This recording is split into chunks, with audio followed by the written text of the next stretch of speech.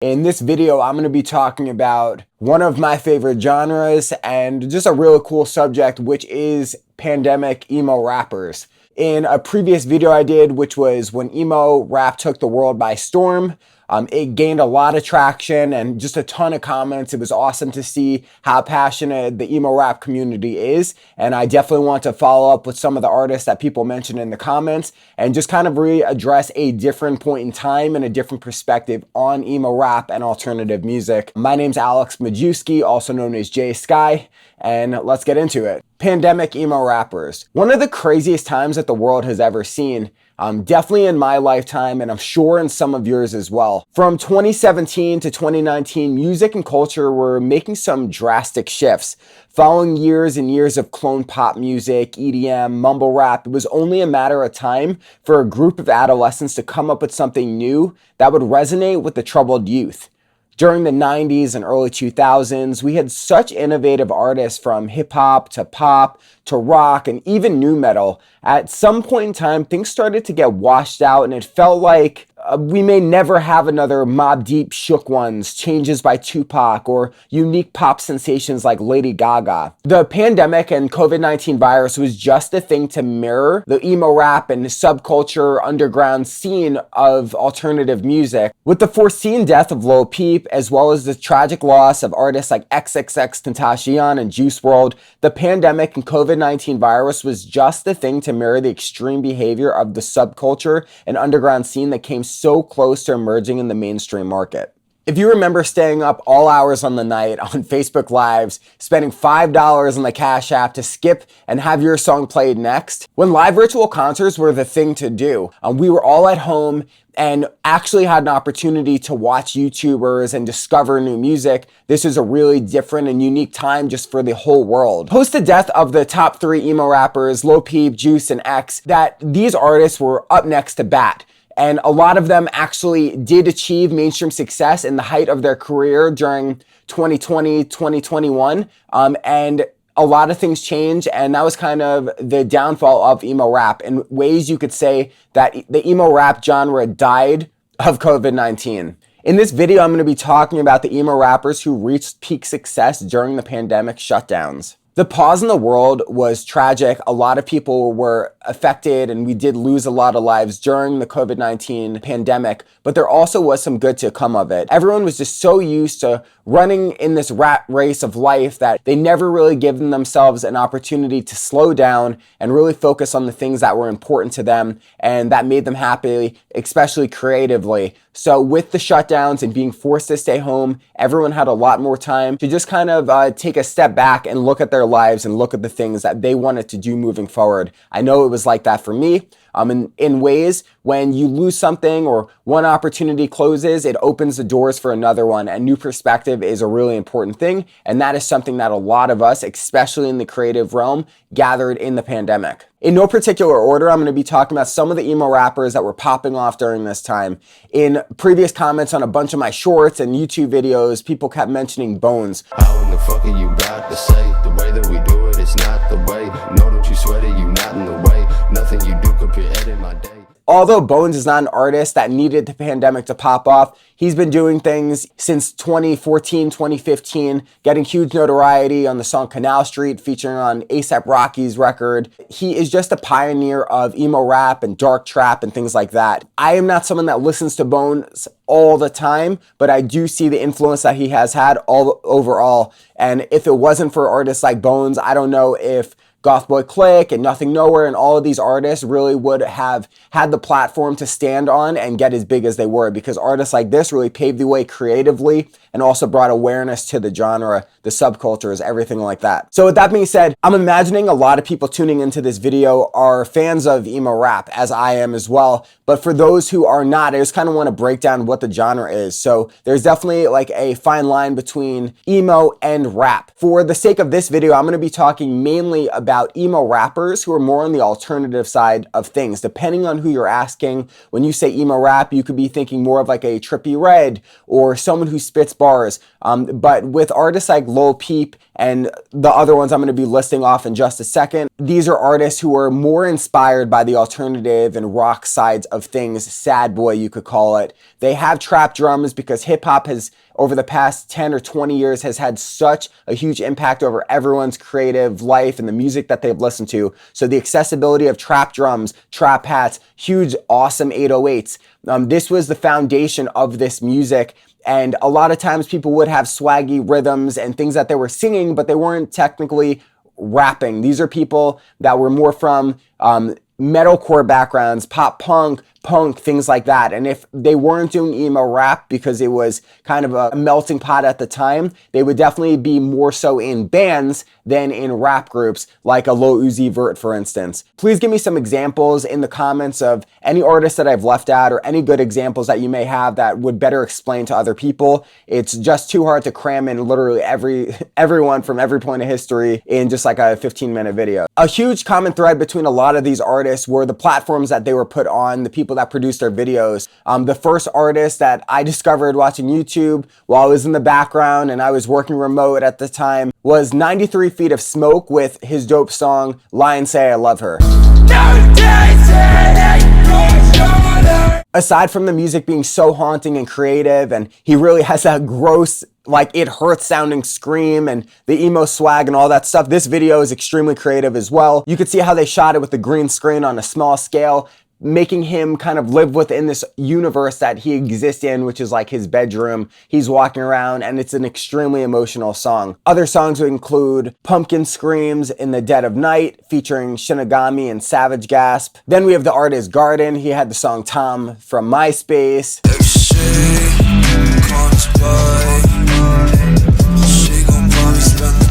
I feel like Tom from MySpace. This artist was really cool. I believe he was from upstate New York, and he was kind of infusing things in a unique way. Just the way that the tracks would have guitars, whether they were acoustic or electric. It was almost just like kind of a trippy New Pulse, if you know the college vibe. It was just like kind of hippie, spaced out. Oftentimes he'd be riding his bike around or just kind of wandering through the forest. I really was into his music, and I was just imagining he was going to kind of have a pop along with a lot of the other ones. And although he's dropping some music still to this day, it kind of like went away, like the sensation and what I thought was coming for him didn't quite come to fruition like I thought it would. Then we have Convolk with the song I Fucked Up. Sorry that I fucked up.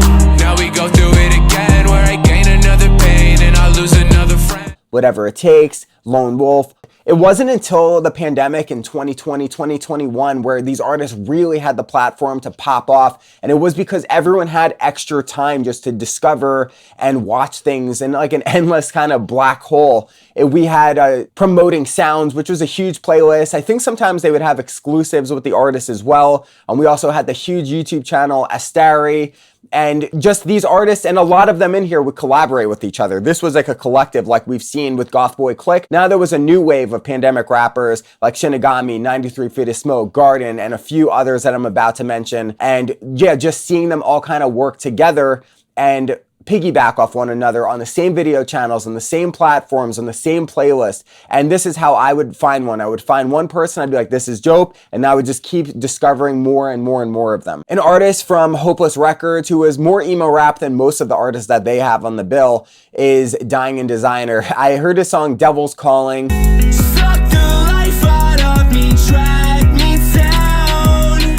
And a whole bunch of others. He dropped a record. It was really sick, and I thought he had a lot of talent and a lot to give, and he really surprised me. He had the commercial ability. He was with the main label, and I don't know if he had things going on in his personal life or just there were some mistakes that were made or his work ethic or anything like that, but he completely missed the mark and definitely did not pop off like I was expecting.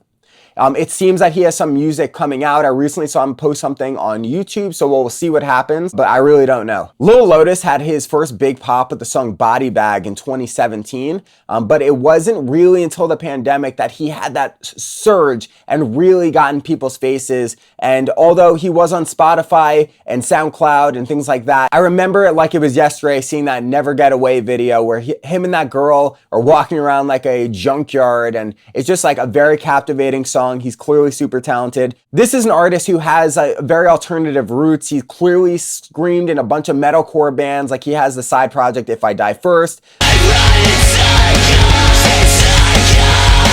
There's a new group he has called Hospital. I don't know if he'll be screaming in that yet with Sashi 6. Lil Litus is someone that used his talent and just kind of shifted with the times. So instead of staying emo rap and just consistently staying full underground, he did work with John Feldman. He leveled up. He did the pop punk record with the song Think of Me Tonight. And yeah, I really love that record. And he's shown to kind of be a bit more diverse. Although he isn't the biggest artist ever, he really hit a stride during the pandemic and continues to grow on that. He hasn't really fallen off like some of the other artists, or he's not as underground as some of the other artists. Video companies like Overcast were so creative in the way that you would see bigger and mainstream artists like Kid Laroi and Juice Wrld working with Lyrical Lemonade. You would have Overcast working with all of these emo rappers. The next one is an artist that has a bunch of videos, not just one or two with Overcast, and that's Breakin's. Breakin's is almost like Bon Iver meets emo rap meets hyperpop. When I first heard the song Fuckboy or Dropout, looked inside for some consolation. I found a bad dime in his prime, embraced it. Not only were the videos really creative and well done, but the production and just everything about it was dope. I would watch him on lives on like Instagram and TikTok or wherever it was at the time. He would just be like sitting maybe in like a classroom playing unplugged, and it was just really dope. You could tell he was fucking super talented. He's still doing some things, but I was imagining he was gonna be a bit bigger. But at the same time, these are artists who are so alternative and so creative and kind of weird at times that there's only so much mainstream success that they could have without completely crossing over to the pop market. Like Nothing Nowhere did for a record or two, but now he's kind of pulling back and doing the metalcore thing. So there's different avenues that people could take, and a lot of the artists do have enough of an underground audience that they don't really have to, I'm not saying that anyone's selling out, but they don't really have to change who they are if they don't want to. Another artist you probably would hear a lot from at the time would be Faty, who collaborated with a ton of them. I'm going to show you a sample of his music right now.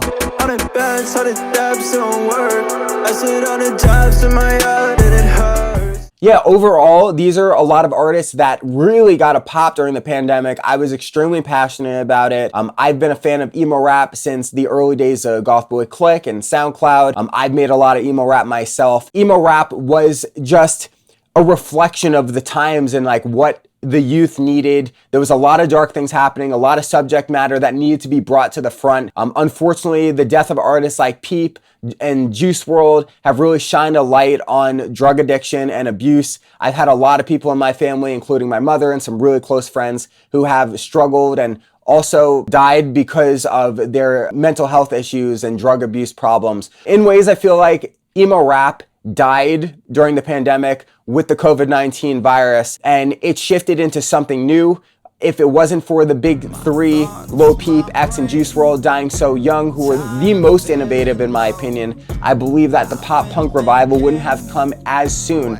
That was really brewing for a long time. I was hoping it was going to come back in 2012 when it died, but I was waiting patiently, going to emo night for about 6 years, so obviously the labels and stuff were kind of just throwing some feelers out there because they know that that genre really died early on. Emo rap kind of, as it was dying, was segueing into pop punk and hybrids all over the place. I don't want to label and put people into boxes, but alternative music is the fucking best. Subgenres such as emo rap, alternative, post-hardcore, whatever it is dope. I appreciate everyone for tuning in. I want to know what you guys think. I only named a few artists with a few examples in the video. Drop a comment below, let me know what you think. And my name's Alex Majewski, also known as J Sky. I appreciate everyone for tuning in. Subscribe to the channel, hit me on IG at JSky Production, and I will see you guys next week. Peace. The consequences of my actions got me stuck like glue.